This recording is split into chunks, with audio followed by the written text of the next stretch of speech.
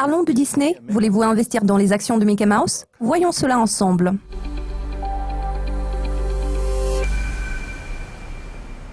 Tous ceux qui suivent ce programme connaissent bien Disney.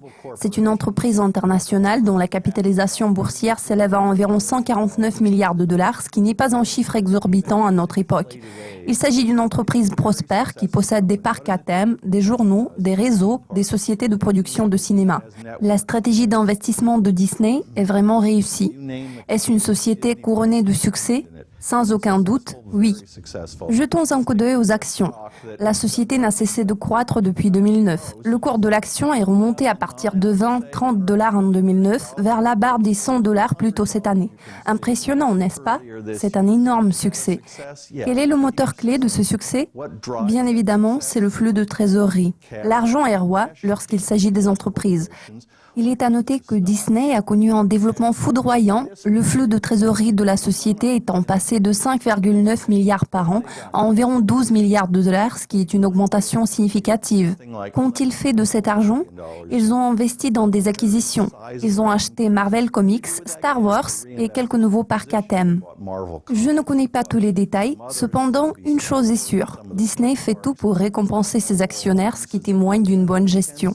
Ainsi, Disney vous garantit un portefeuille diversifié à l'échelle mondiale avec ses parcs à thème au Japon, à Paris, en Floride, en Californie, ce qui témoigne également d'un excellent niveau de gestion.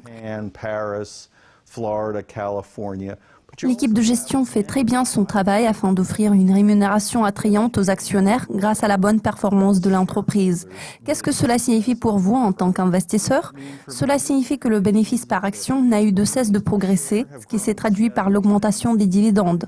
Les actions de Disney offrent des gains spectaculaires par rapport à celles des autres sociétés cotées en bourse.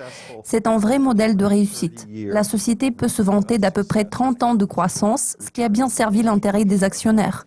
Alors, voudriez-vous détenir des titres de cette société? Je pense que oui.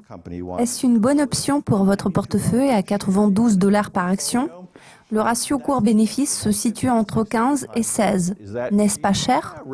Non, ce n'est pas cher du tout lorsqu'il s'agit de Disney. Le plus haut se situait au-dessus de 120 dollars. Maintenant, les actions se négocient à 90. Le cours pourrait reculer à 86, mais il pourrait également revenir vers le niveau de 100 dollars. Je n'aime pas faire de prévisions, mais je peux dire en toute confiance que Disney est une entreprise prospère.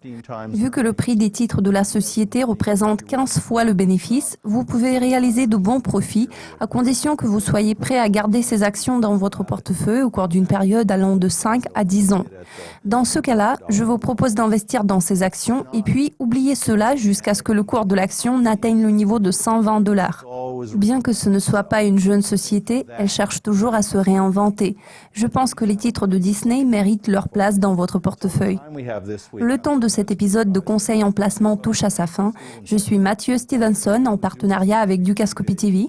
Rappelez-vous, l'argent peut prendre soin de vous, mais il ne peut prendre soin de lui-même.